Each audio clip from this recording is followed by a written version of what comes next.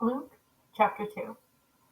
Now in those days a decree went out from Caesar Augustus that a census be taken of all the inhabited earth.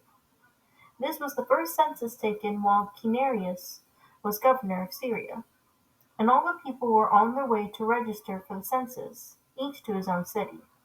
Now Joseph also went up from Galilee, from the city of Nazareth to Judea, and to the city of David which is called Bethlehem, because he was of the house and family of David, in order to register along with Mary, who was betrothed to him and was pregnant.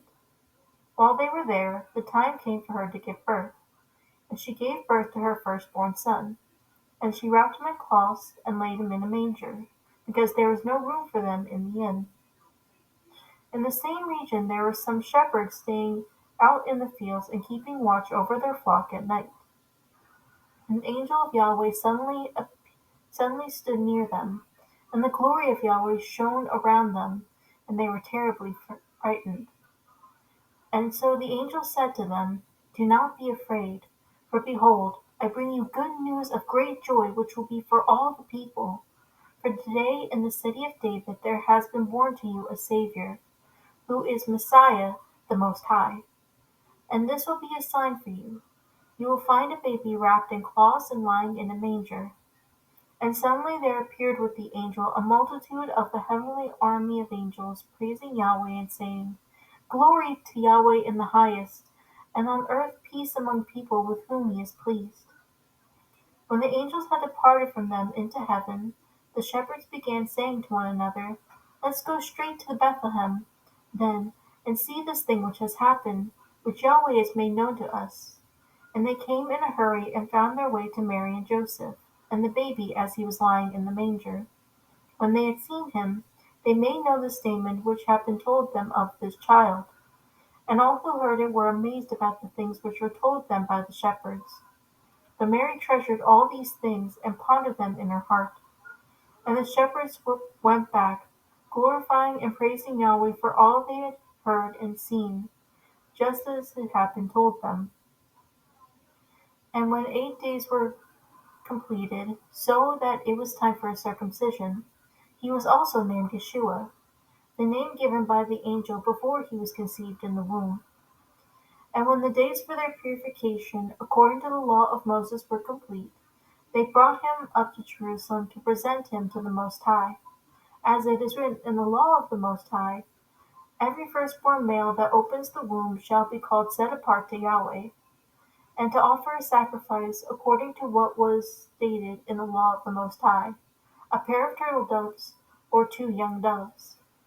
And there was a man in Jerusalem whose name was Simeon, and this man was righteous and devout, looking forward to the consolation of Israel, and the set-apart Spirit was upon him.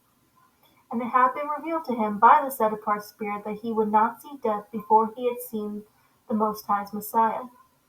And he came by Spirit into the temple, and when his parents brought the child Yeshua to carry out for him the custom of the law, then he took him in his arms, and blessed Yahweh, and said, "Now, Master, you are letting your bondservant depart in peace, according to your word. For my eyes have seen your salvation, which you have prepared in the presence of all the peoples, a light for revelation for the Gentiles, and the glory of your people Israel." And his father and mother were amazed at the things which were being said about him.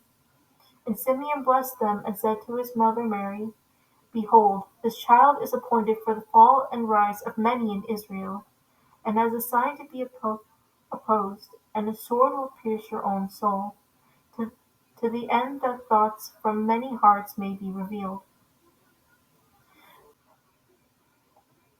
And there was a prophetess, Anna, the daughter of Phanuel, of the tribe of Asher. She was advanced in years, and had lived with her husband for 7 years after her marriage, and then as a widow to the age of 84. She did not leave the temple grounds, serving night and day with fasts and prayers. And at that very moment she came up and began giving thanks to Yahweh, and continued to speak about him to all those who were looking forward to the redemption of Jerusalem. And when his parents had completed everything in accordance to the law of Yahweh, they returned to Galilee, to their own city of Nazareth. Now the child continued to grow and to become strong, increasing in wisdom, and the favor of Yahweh was upon him. His parents went to Jerusalem every year at the feast of the Passover, and when he was 12 years old, they went up there according to the custom of the feast. And as they were returning, after spending the full number of days required, the boy Yeshua stayed behind in Jerusalem, but his parents were unaware of it. Instead, they thought that he was somewhere in the caravan, and they went a day's journey, and then they began looking for him among their relatives and acquaintances. And when they did not find him, they returned to Jerusalem, looking for him. Then after 3 days they found him in the temple, sitting in the midst of the teachers, both listening to them and asking them questions. And all who heard him were amazed at his understanding and his answers. When Joseph and Mary saw him, they were bewildered. And his mother said to him, "Son, why have you treated us this way? Behold, your father and I have been anxiously looking for you." And he said to them, "Why is it that you are looking for me? Did you not know that I had to be in my Father's house?" And yet on their part they did not understand the statement which he had made to them. And he went down with them and came to Nazareth. And he continued to subject to them. And his mother treasured all these things in her heart. And Yeshua kept increasing in wisdom and stature, and in favor with Yahweh and people.